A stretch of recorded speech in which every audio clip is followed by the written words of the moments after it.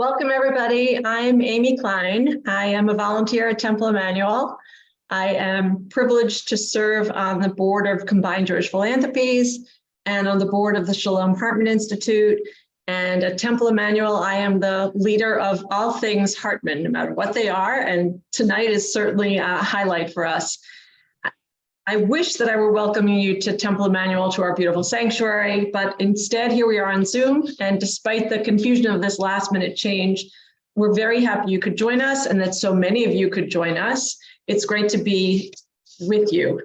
In addition to the switch to online learning tonight, unfortunately, last minute, Wes was called to Israel to be with his ailing father-in-law. So I know that Wes is very disappointed not to be here with Yossi and with everybody else.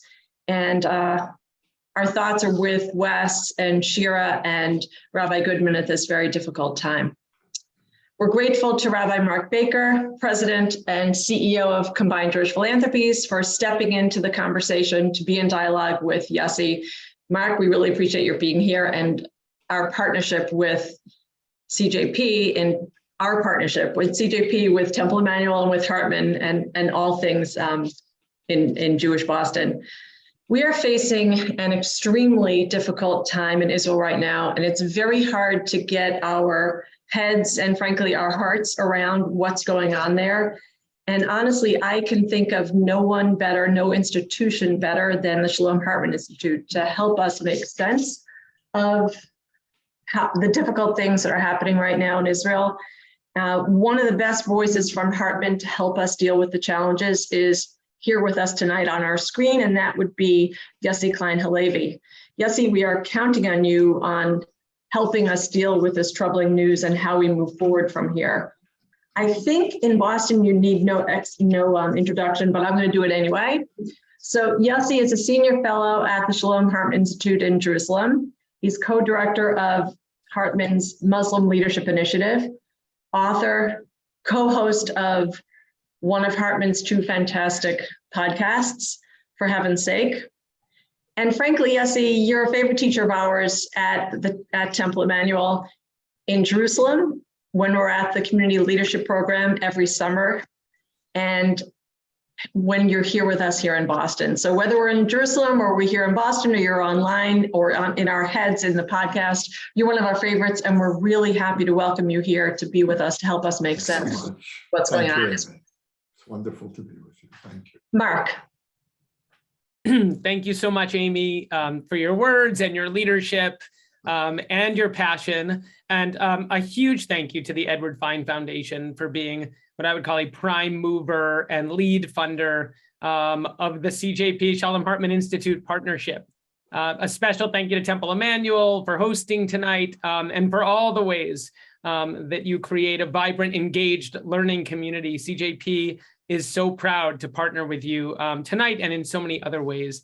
Yossi, I'm sorry we're not together in person for this interview, and I'm sorry that you get me instead of Wes, but it is always an incredibly meaningful opportunity to talk with you and learn from you. So welcome back to Boston. Thank you, Marc, and really wonderful to be with you. And I'm sorry, I apologize to all of you for not being there in person. But so before we jump in, Yossi, and we get to the kind of acute moment we're in, I just want to zoom out for a second for all of us and remind us that this year marks 75 years since the miraculous creation of the modern state of Israel, which is a milestone for the Jewish people whose significance I think we cannot overstate.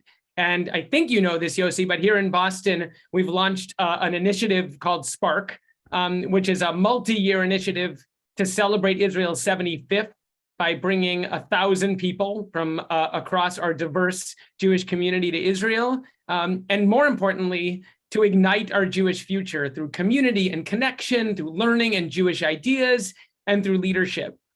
Because we want to be a place where every voice matters and where everyone can find meaning and relevance in Judaism and Jewish life, and where we are really co-creating our future together. We are building on a tremendous legacy of Jewish learning here in Boston, and I'm so proud that our community's ties and bonds with Israel run so deep. For me, Israel and our relationships with it are essential to any vision of the Jewish future that I can imagine for our community or for the Jewish people.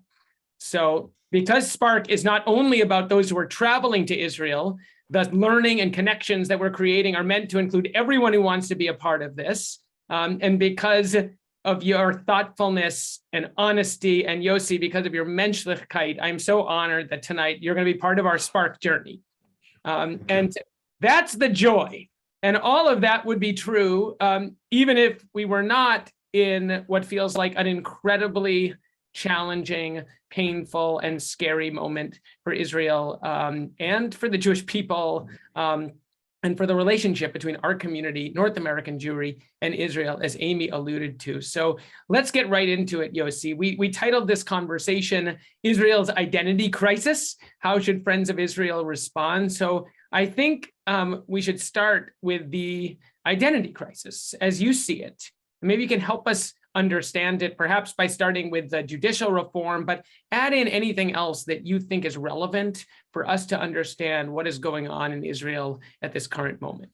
So before I get to your question, I just want to say a preliminary remark in response to what you were talking about a moment ago about the Boston Jewish community mobilizing for the 75th. And I apologize, everyone, for my fluish voice.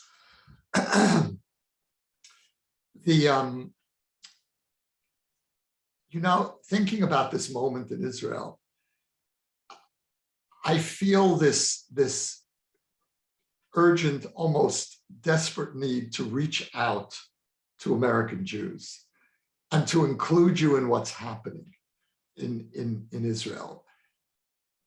We in Israel have taken American Jewish love for granted for so long. And when it comes to a moment like this, I feel that we don't have the right to betray your love. That's part of what I personally feel as someone who was born and raised in the American Jewish community. I left, but never entirely. I always remained organically connected to the Jewish community. My principal career as a writer, as a lecturer, has been to American Jewry. I've been on the JFK Ben Gurion line for I'm living in Israel 40 years, probably 30 years out of those 40. I've been going back and forth, trying to be a kind of a translator, a simultaneous translator between the two communities. And I have never felt as desperate a need as I do today to reach out and not reassure American Jews, because what I have to say, for the most part, is not reassuring, but to include you in this struggle, because the struggle for a decent Israel is not only an Israeli struggle, it's a struggle for the Jewish people. And what we're really fighting for is for the continuation of our relationship. Because if, God forbid, Israel is fundamentally remade in the image of this terrible government, then we are fatally risking the vitality of the durability of this relationship. And I feel like I'm fighting personally for my life's work. My life's work has been bringing these two communities together. And this is the moment when this is the moment of truth.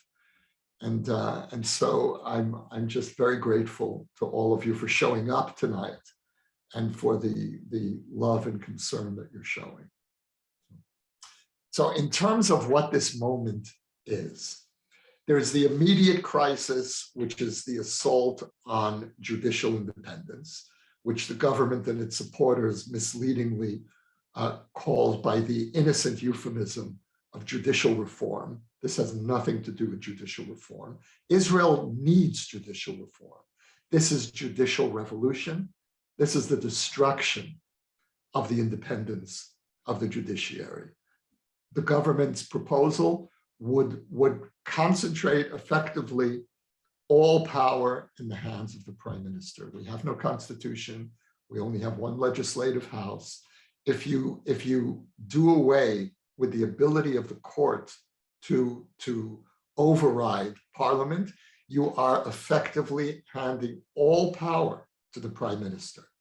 Not just any prime minister, a prime minister who was on trial on 3 counts of corruption, a prime minister who has bent the entire political system for the last 4 years to his personal legal troubles. And to hand unlimited authority to this prime minister is, to my mind, a situation we've never been in before in Israel. I would go so far as to say that this is the first time in Israel's history when existential threat has become internalized. And it isn't, the assault on the judiciary is the primary threat, but it's by no means the only threat. Look what's happening literally today, today, in Judea and Samaria. We've just seen a mass Jewish pogrom. I don't think we've ever seen that. I don't think we've seen that in several thousand years. And hundreds of Jews burned dozens of homes. Dozens of Palestinians were injured. And the outrage that I feel and so many others feel, that we all feel, about the terror attacks, the atrocities that are accumulating, that's on one side of the lecture. Nothing, absolutely nothing, justifies the kind of outrage that we're seeing playing out in Hawara, and that I'm afraid we're going to see a lot more of. And the reason for that, the reason this is happening in such an intense way now, and it's never happened like this before. Of course, we've had Jewish terrorism, but it's always been small groups. We have never had this kind of mass pogrom before. And that's the only word for what happened yesterday. And it's excruciating to borrow that word from Jewish history. But that's what we saw yesterday. And the reason I believe that this is happening is because the radical elements among the settlers, and it's very important to emphasize the radical elements within the settler community, not the entire settler community by any means, they feel that they're now in government, and they are. The police, the minister in charge of the Israeli police is a criminal, an ideological criminal. This government is divided between 2 kinds of criminals.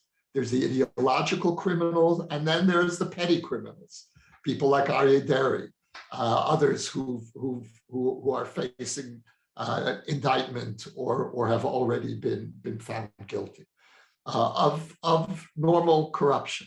And then you have the ideologically corrupt, the extremists. And so the extreme elements on the far right see a reflection of themselves in this government and feel empowered. And when I saw the events unfolding last night, I actually thought back to the Arab riots of the 1930s, excuse me, in the land of Israel. And there was a chant that the Arab pogromists in the 1930s would offer as they were killing Jews, which is, the government is with us. They meant the British government, the mandate. And what I felt last night was the brazenness of the Israeli far right is a result of that feeling of the government is with us. Now, not the entire government. Netanyahu was not supporting that by any means, but he created the conditions for this to happen. He empowered the colonists. he empowered the far right. And now this is the result. This is playing out. So the wider context of what we're experiencing is the least morally legitimate government in Israel's history. This is not a normative government. This is unlike anything we've ever seen before, and it has taken many of us, understandably, time to internalize the fact that we're dealing with something new entirely here. We're also dealing with a new Netanyahu. You know, we've all become accustomed to a Netanyahu who is pragmatic, right of center, but was always restrained. Was the one who oversaw the economic miracle, the Abraham Accords. This is a man with a tremendous historical legacy. And the tragedy is he's now destroying everything that he built. The Israeli economy is in critical danger. The high-tech, the startup nation miracle is in danger because of this government. The most minimal social solidarity is unraveling. Our moral restraint in the territories is collapsing. Good governance is falling apart. The corruption, the political corruption that we're seeing just in the last 2 months of this government is unprecedented in its brazenness. I keep coming back to that word. This is a government without shame. And so the wider context and what's really animating the protests on the streets is, first of all, the need to save the judiciary, but more broadly, this deep sense of violation that we feel. How could you be representing us? How could you be representing the state of the Jewish people? You know, when I stand in the crowds, and I've been going religiously every week to the demonstrations, I sense this around me. People are just outraged. I was standing next to this woman, and just out of nowhere, she starts shouting, "Busha, busha, disgrace." You know, and then everybody else picks it up as a chant. But it's this eruption of outrage. And so that's what we're dealing with now. And it's playing out in so many ways. We're being assaulted from so many directions that every day I wake up and I open my computer, I'm afraid to look at the news. Can I just want to, first of all, that was a powerful opening salvo. I'm not exactly sure where we go from there.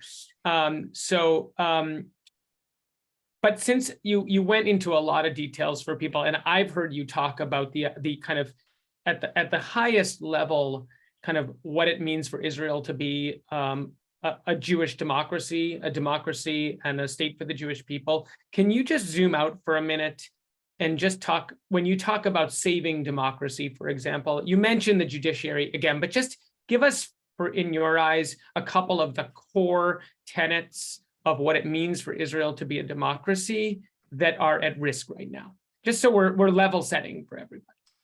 So let me say a couple of broad generalizations about Israeli democracy. First of all, Israeli democracy is a miracle. And it's a miracle in two ways. First of all, because there is no other democracy that has been subjected to the kinds of relentless security threats and pressures as has Israel. And it's a miracle because of the demographic makeup of the population. Almost all Israelis come from societies, excuse me, without democratic traditions, either Eastern Europe or the Middle East. And so you bring traumatized refugees, really from the 20th century's most devastating historical experiences. And you insert them into this relentless pressure cooker. And miraculously, not only does democracy not fall apart, but it's strengthened. And I'm speaking within the Green Line now, obviously, within pre-67 sovereign Israel. And I'll come to the territories in a moment. But when I say that I celebrate Israeli democracy as a miracle, I also mean that in a with a certain anxiety, because a miracle is not something you can take for granted. A miracle has to be nurtured, protected. When you have your own government assaulting democracy, now you've been through this in America, but America is a big, powerful, old country. You have strong institutions. You survived Trump. Your institutions survived Trump. We have fragile institutions. We have fragile checks and balances. And when our government declares war on the democratic ethos and our democratic institutions, the result could be catastrophic. Now, there's another element here about what's at risk. Israel is not a paragon of democracy.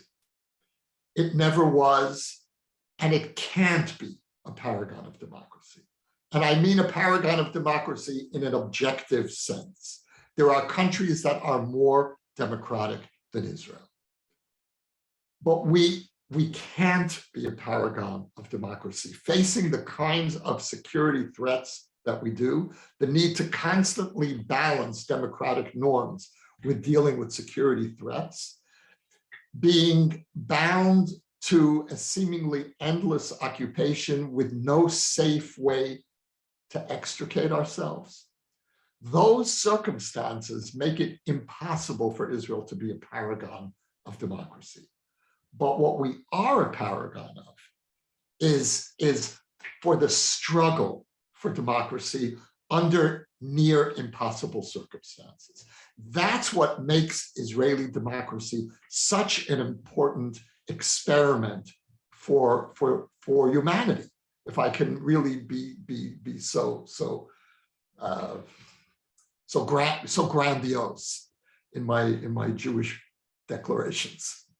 The fact that we have not given up on our democratic norms under circumstances that would have defeated other countries long ago. The fact that we're still in this struggle for democracy is what makes Israel such a precious laboratory for democratic norms. And even our democratic failures are worth studying, because we are the test case for democracy under extreme conditions. And so the fault lines, the cracks in Israeli democracy are also important to understand. And what's at stake today is our ability to hold that tension between security and decency. This is an indecent government. This is a government that has no patience for that tension between security and democratic norms. Now, it's interesting, and just one last point, if I may, Mark, which is that there are two groups within the Jewish people that have no patience for this Israeli balancing act between security and democratic norms. And that is the far right and the far left. Each of them dismisses this creative tension for different reasons. The far right believes that democratic norms are holding us back from protecting ourselves adequately, and we have the power, we should use it indiscriminately. And Harawa is the perfect example of that's the end point of their vision. The far left, Peter Beinart and others, dismiss the struggle for democracy as being hypocritical. You're occupying, you're denying the Palestinians their rights. You have no right to call yourself a democracy. And they miss exactly what's precious about Israeli democracy, which is precisely our ability to be in the mess of things. And actually, if I could just make one last point, which is really, I'd say, a Hartman point. Amy, this is for you. And that is that my reading of how Judaism works is that Judaism doesn't go for the ideal. Judaism goes for the real. We work in the real world. We work with human nature. That's how halakha operates. It deals with what is, and it tries to make what is incrementally better. That is the classic move of what Israeli society has been doing with our struggle between democracy in the Middle East. What does it mean to have a democracy in the most volatile region in the world, in a region that until recently has been unanimous in rejecting our legitimacy, has subjected us to nonstop war, and yet our response is, yes, we have an occupation, yes, we're dealing with overwhelming security threats, but we're not giving up the struggle for democracy. This government has given up in the same way that the far left has given up. Got it. And just to be specific, I think going back to the judicial reforms, things like removing checks and balances on power, things like putting protection of minorities at risk and subjecting them potentially to the kind of tyranny of the majority, those are things that in your eyes would remove that healthy, productive tension that is about the struggle for democracy. Yes, yeah, and just it's interesting because when you listen to people in the government defend their policies, they say, we are bringing more democracy. It's the Supreme Court, which is undemocratic. They're not elected. We're elected by the majority. And so there's a fundamental debate here about what is the meaning of democracy. Is it the absolute rule? Yossi, we lost you. I think your mic.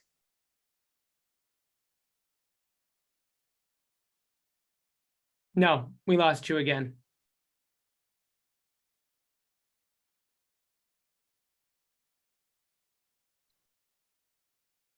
No.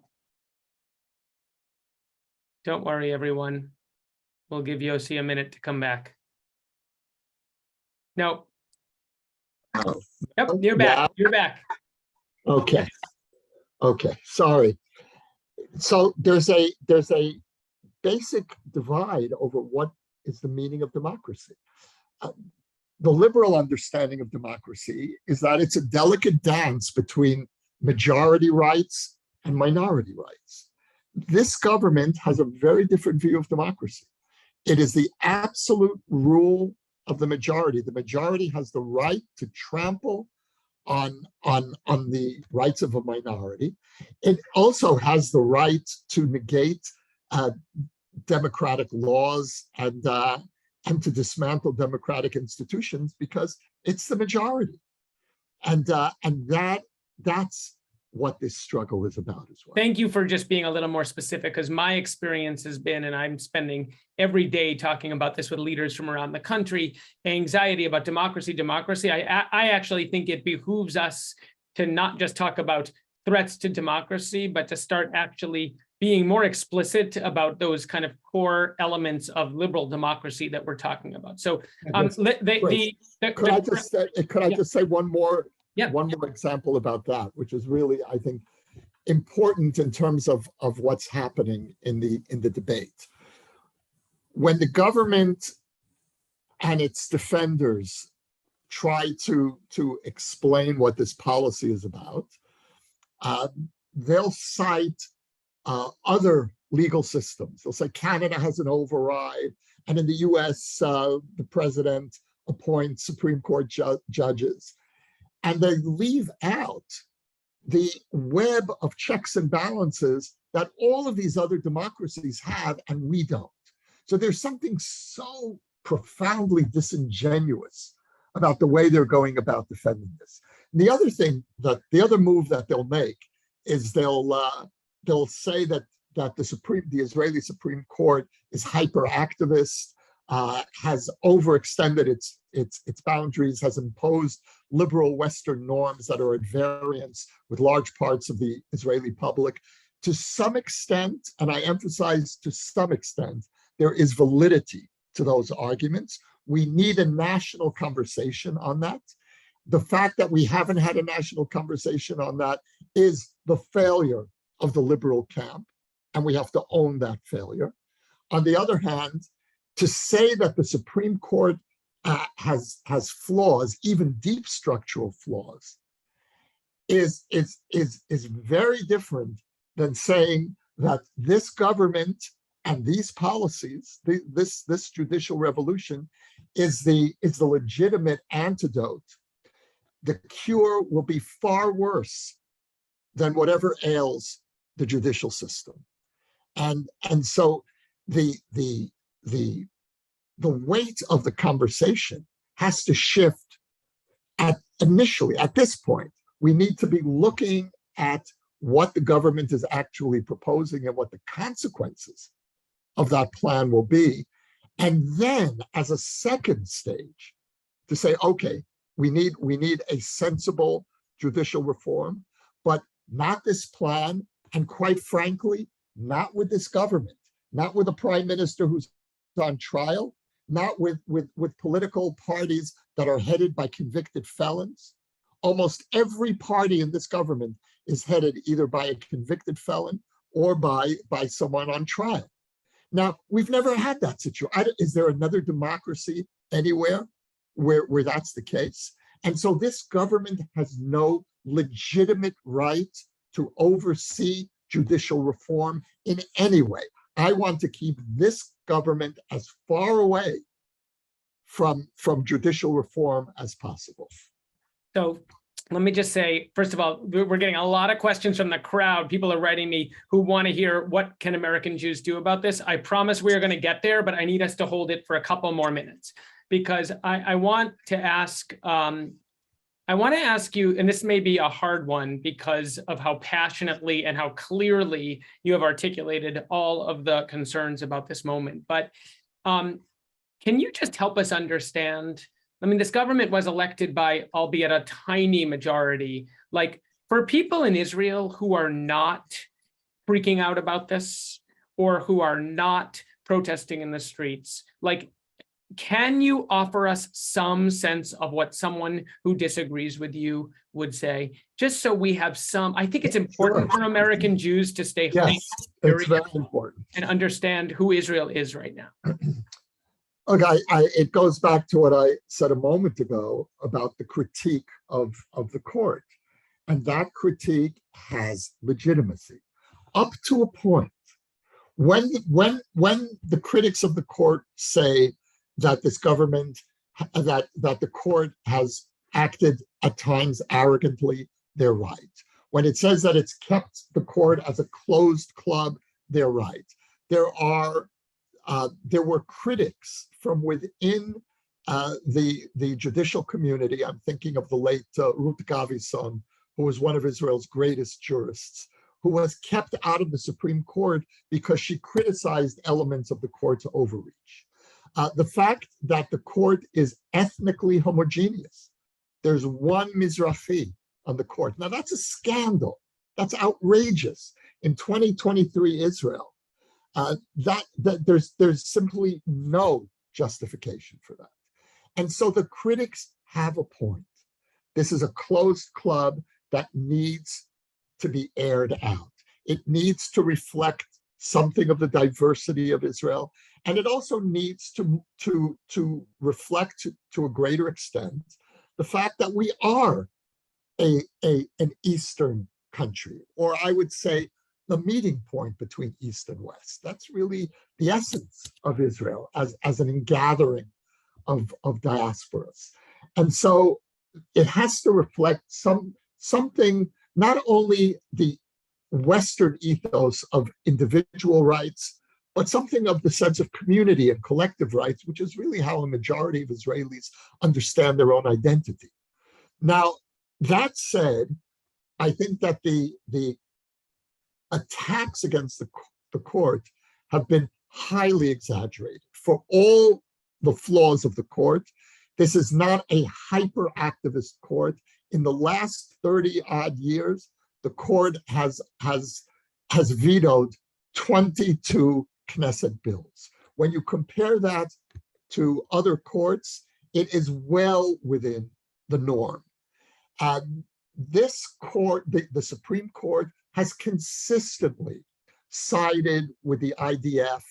When the army comes to the court and says, we need to do X, Y, human rights violations for the sake of security, for the most part, the court will authorize the army's request. That's something that the right tends to finesse.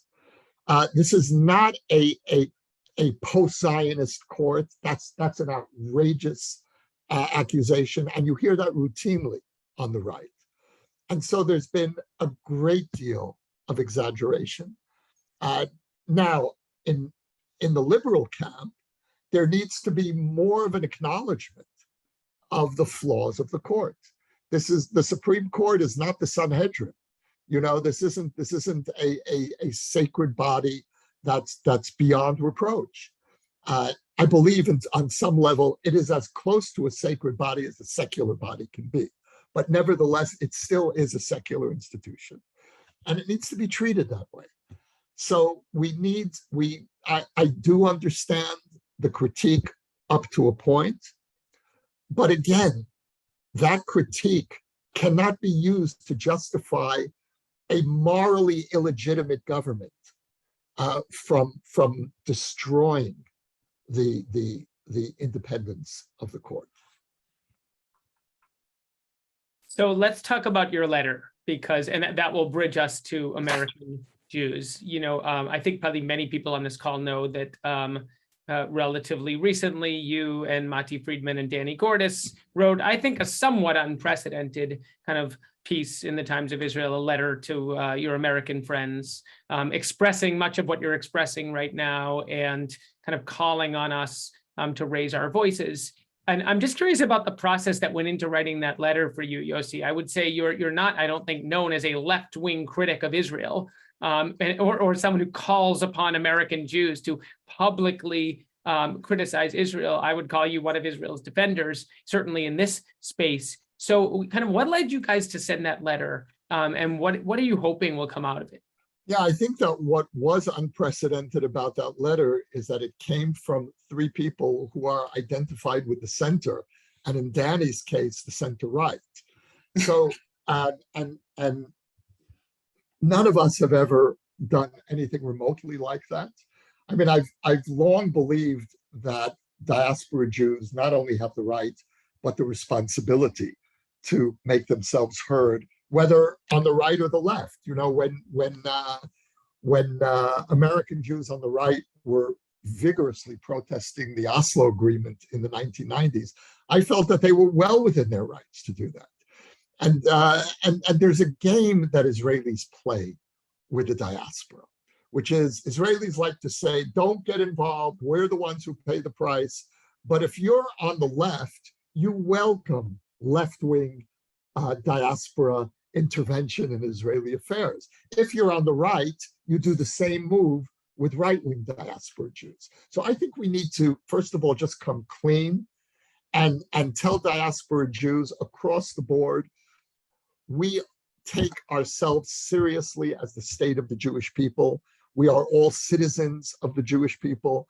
You have the right, the responsibility to make your voices heard on whatever that issue is. When it comes to security, in the end, we will make those decisions. But I want to know what diaspora Jews think about our security policies as well. You are my closest allies. You hold up a mirror to me. And, you know, when you're in this relentless kind of conflict, existential war, you need friends from a distance who can tell you, listen, this is what you look and sound like in the world. And maybe you should reconsider some of this. So that's just as a general, the parameters of that I personally brought to the letter. It wasn't a fundamental transformation of my position on diaspora criticism. But what really prompted this letter was the feeling that the fight for a decent Israel, for a liberal Israel, and I'm using the word liberal in its broadest possible sense, that includes moderate conservatives and left of center Democrats. It is the umbrella of all those who cherish democratic values. That's, for me, that's what the word liberal means.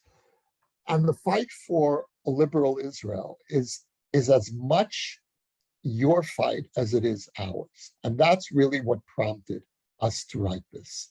The feeling that the first motive was to tell American Jews, pay attention to this issue. This is not just one more internal Israeli debate.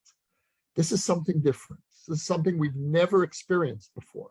Look, until this started, I had no idea how many judges there were on the Supreme Court.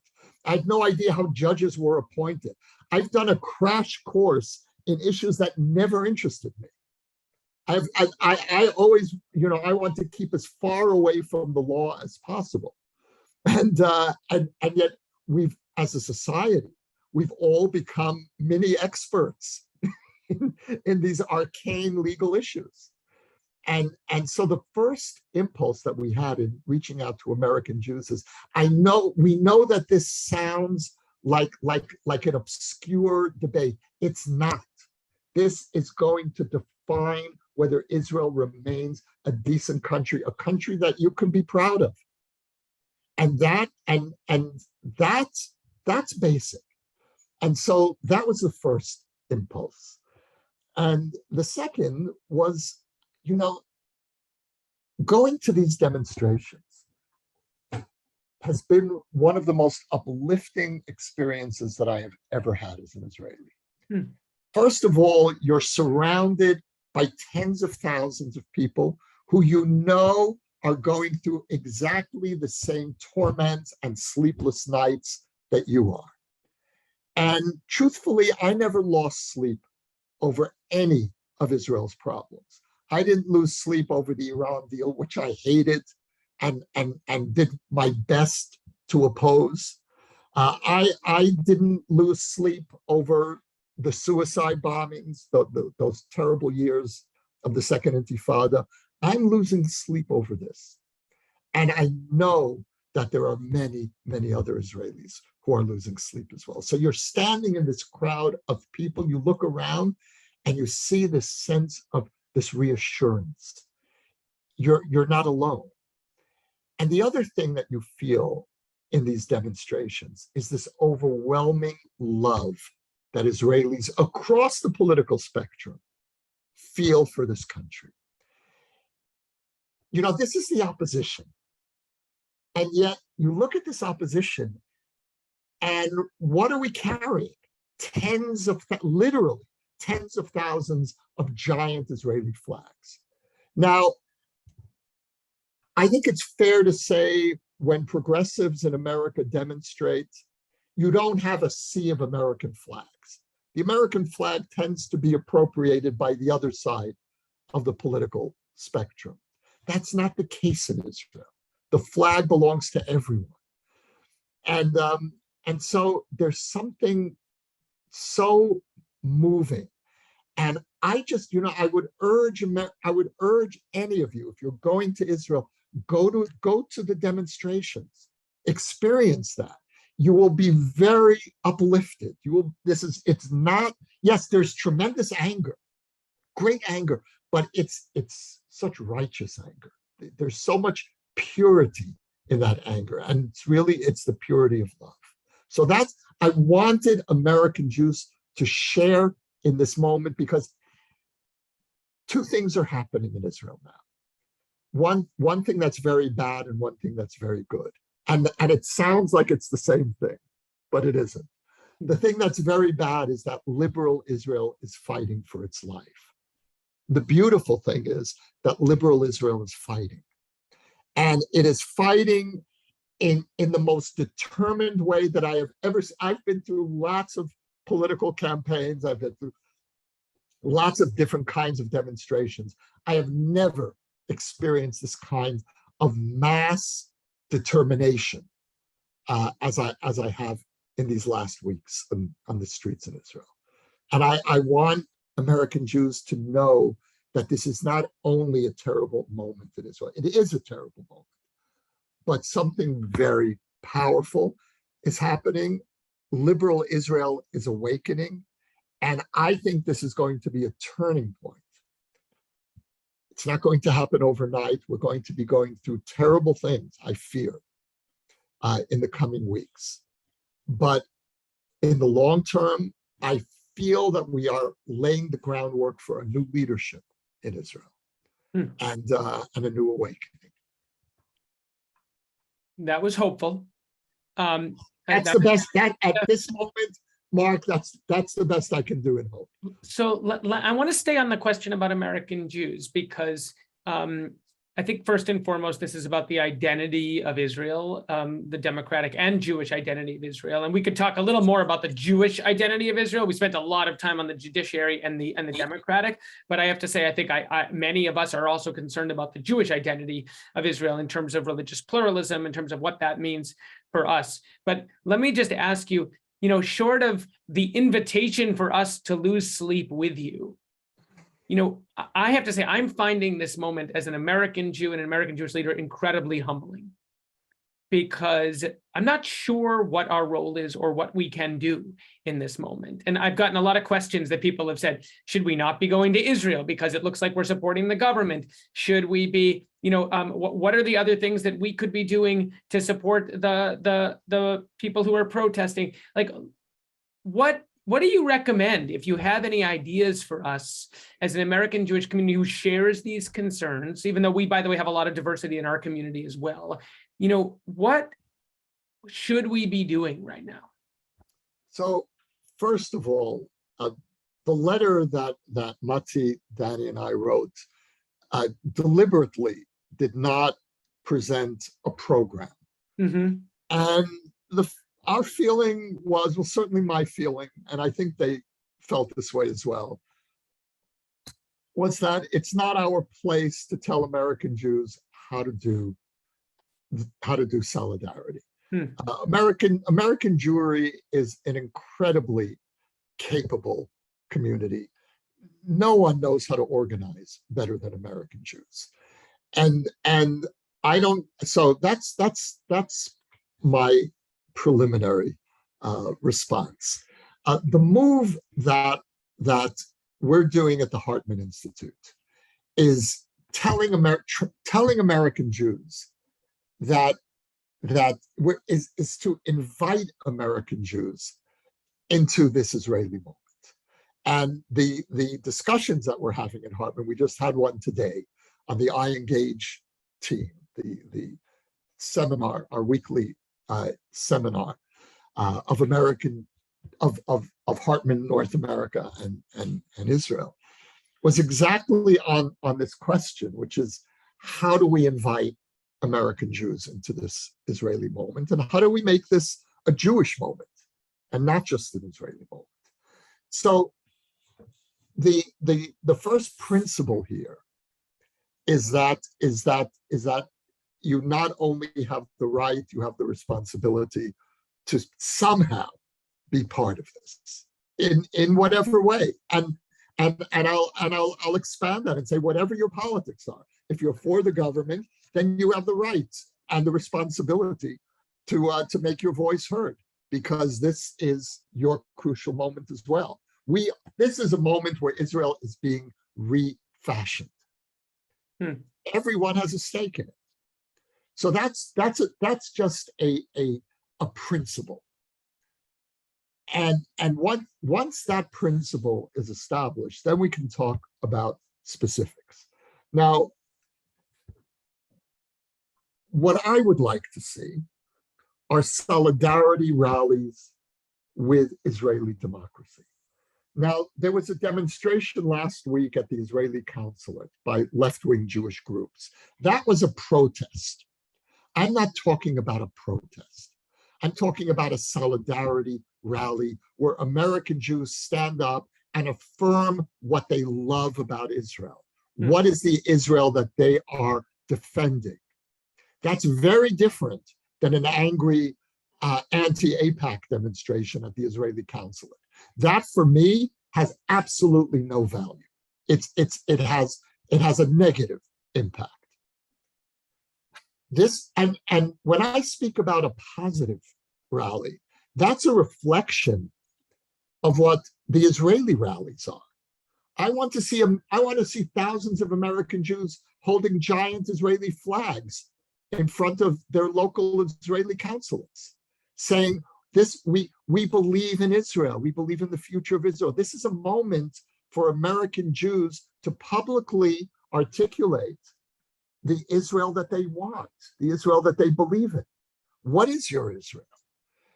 And so in that sense, I think that when I speak about demonstrations, they're not the kinds that they're not Truah and J Street. It's the AJC and the ADL and the JCPA, and it's that part of the Jewish community. It's the mainstream. It's the pro-Israel center. And one of the things that I think is really important for American Jews to understand about what's happened in Israel is that Israel is no longer divided between right versus left. There's no left in Israel. The Labor Party is the smallest party in the Knesset, 4 seats. The Labor Party, the party that founded the state of Israel, has been reduced to the smallest party. Meretz, to the left of Labor, didn't cross the threshold. The opposition to the right in Israel is the center. The center has much in common with the left, but it also has elements in common with the right. And American Jews, the mainstream American Jewish community, needs to connect to the Israeli center. The people out there demonstrating are mostly from the center in Israel. Netanyahu has tried to portray us all as leftists and anarchists. And that's how he deals with opposition. He delegitimizes it by saying, you're all leftists. Now, I'm looking for partners in the mainstream American Jewish community, partners in anguish, partners in complexity. And that I find in the center. There is a big center in the American Jewish community. And that's what I want to activate. And when I speak about demonstrations, I imagine demonstrations from the passionately pro-Israel center. And that will have a very different tone than an angry demonstration of the left.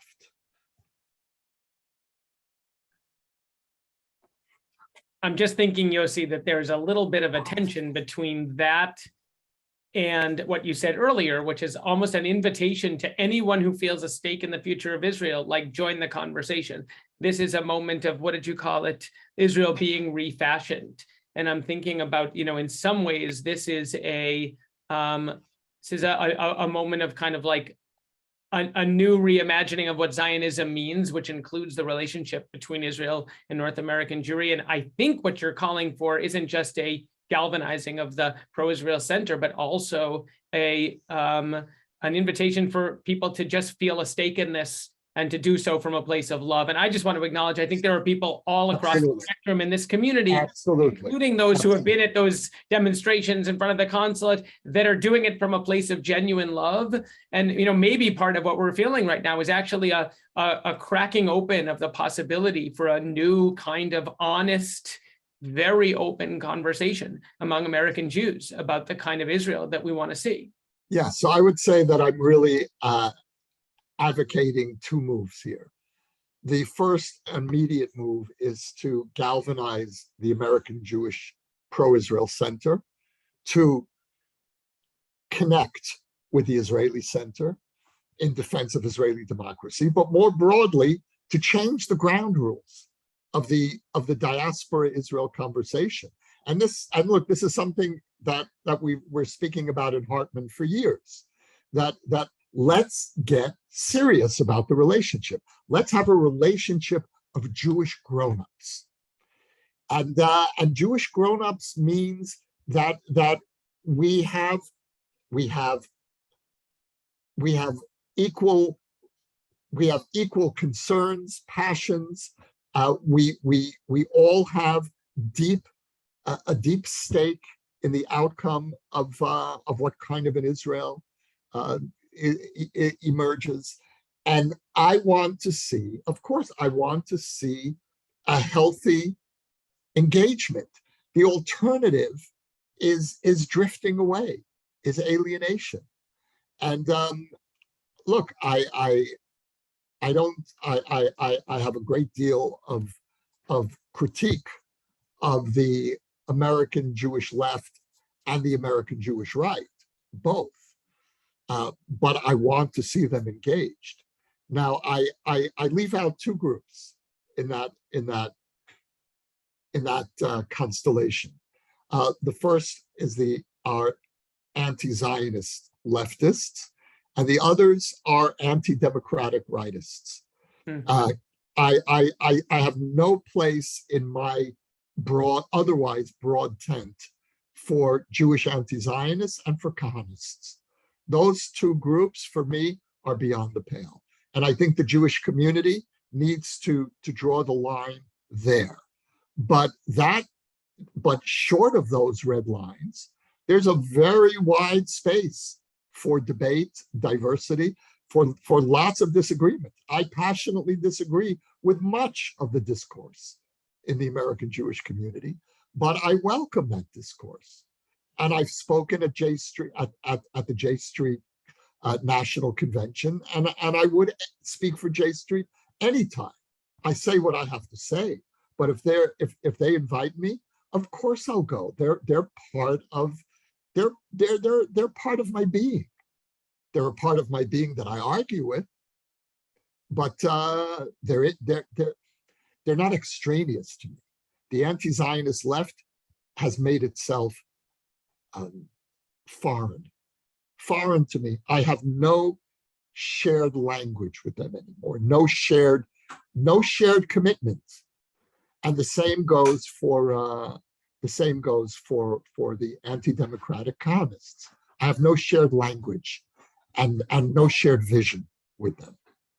I mean, I'll just say, in the spirit of hope, if you see some of these really difficult moments as the potential for things to crack open and not just to crack apart, I will just say, I think I've long felt like the American Jewish community has not been able to tolerate or replicate some of the range of discourse that you can find even in average Israeli newspapers without questioning their loyalty. And I love the image of the Israeli flags at these protests, because, the concept of loving critique, which is such a core Jewish value, like we tend to either do love really well without critique, or a lot of critique with, only without much love, maybe conditional love.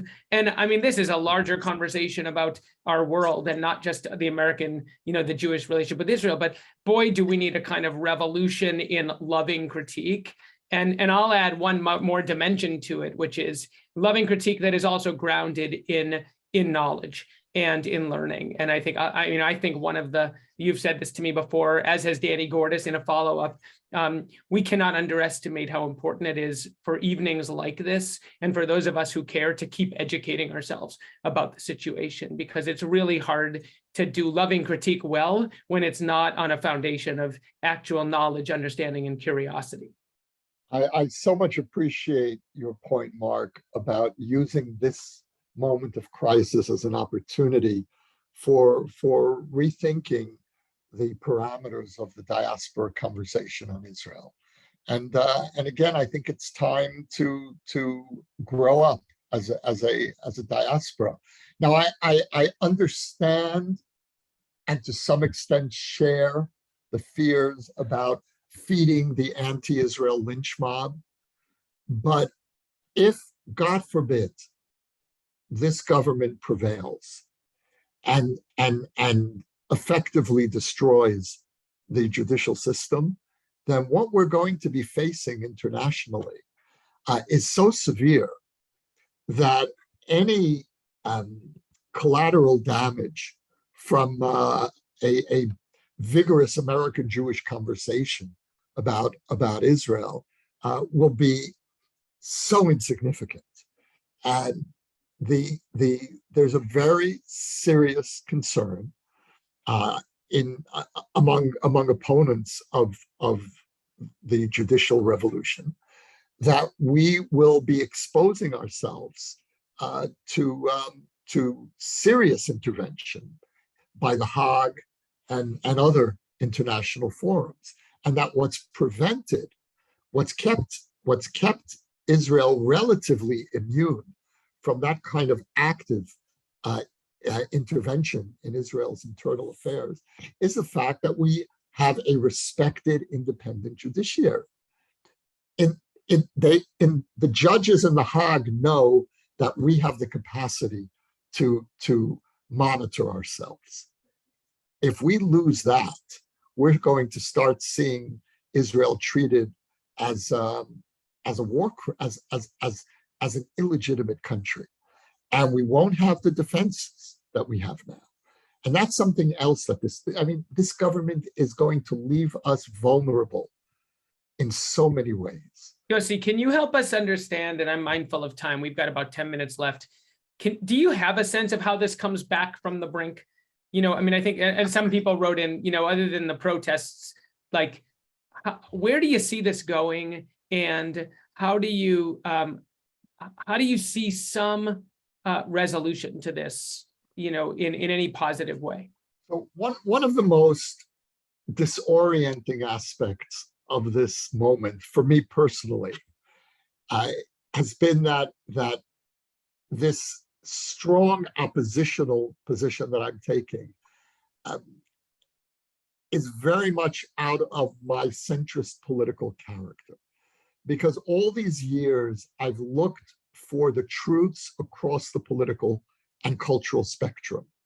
And my basic approach to Israel's problems is that the greatest threat is if one or the other of our positions prevails exclusively to the detriment of the other position, where one part of the country feels fundamentally alienated from the national identity or national policy, and that a healthy Israeli policy integrates the essential insights from across the spectrum.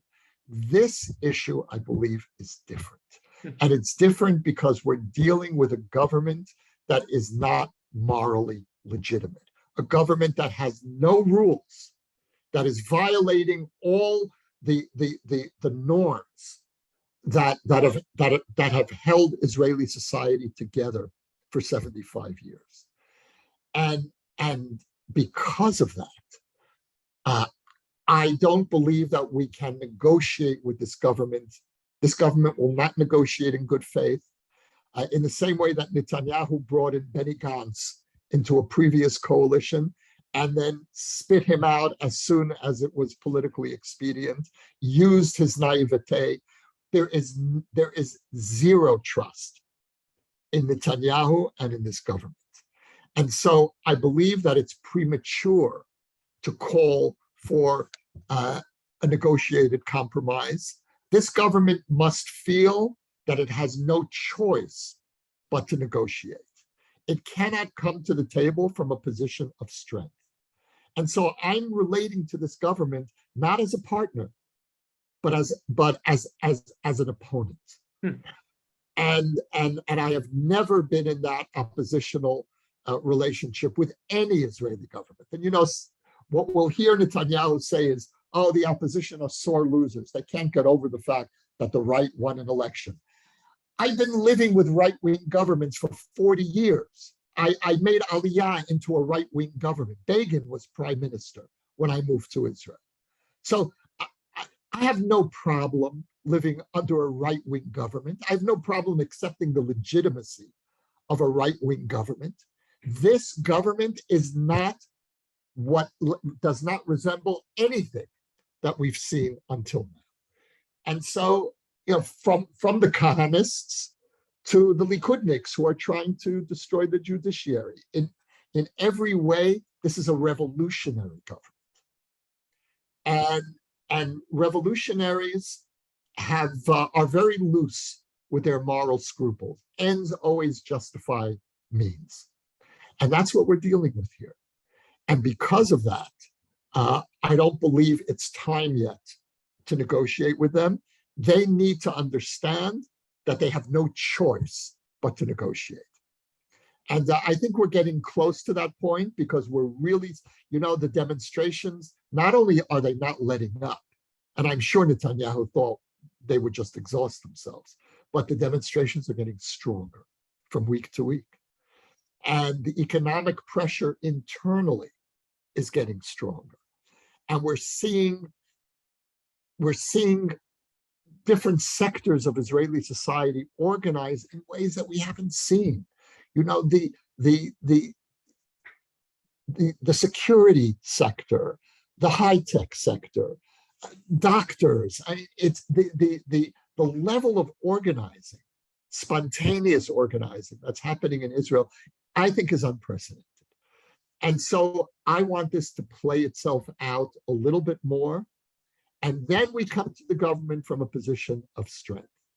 Otherwise, this government will trample on any agreement. It will violate any promise it made, and it cannot be taken at its word. So I'm hearing you say, keep pressuring, keep protesting, keep raising our voices, keep pressuring, keep the energy high, build capacities of a kind of like a center leadership, and then just over time, hopefully it will weaken this government and bring them to the table of negotiations. Absolutely. It already has weakened them, and we see it in the polls. The government has lost support of its own voters for the judicial revolution. A majority of Israelis, 65%, oppose the government's judicial revolution. 30% support it. I mean, so in that sense, the government is losing, and the pressure has to be relentless. Got it. All right, let me bring us back for one last question, because I think, you've alluded to this already, but I want to come back to the relationship of our community with Israel. I open this by saying we intend to bring 1,000 people to Israel this year. I personally think, and you and I have discussed this, that this is a time to lean in and not out. I think many of us are wrestling with the question of how do we stay deeply, deeply invested in all the ways that we are, by the way, personally, philanthropically, and do it with integrity, both our own integrity and with the integrity of the aspirational Israel that we believe in, even if we're seeing gaps between Israel as we believe it should be in Israel as it is today. So kind of what's your message to us as you leave us tonight as American Jews who want to stay in this relationship with love and with integrity? So before I answer that question, Mark, I see a question on the screen, if I could briefly address it, because it's a core argument that the Netanyahu camp uses. And I think it's important to address. The question is, why do you reject the legitimacy of the Israeli electorate? Don't you think you're spreading hysteria? So as far as the second part of the question, no speaker ever thinks he's spreading hysteria, even if he is. So the answer is no, I don't think I'm spreading hysteria. As far as the first part of the question, why do you reject the legitimacy of the Israeli electorate? So 3 answers. Number 1, I don't reject the legitimacy of the Israeli electorate. I do not reject the legitimacy of a right-wing majority. A majority of Israelis are right-wing, and we should have a right-wing government that reflects that majority. This government and the moves this government is making does not reflect the majority, even the majority that voted for it. There was a poll that was just released, I think this was yesterday, asking Likud voters, did you know that you were voting for this judicial policy? Over 60% said they did not.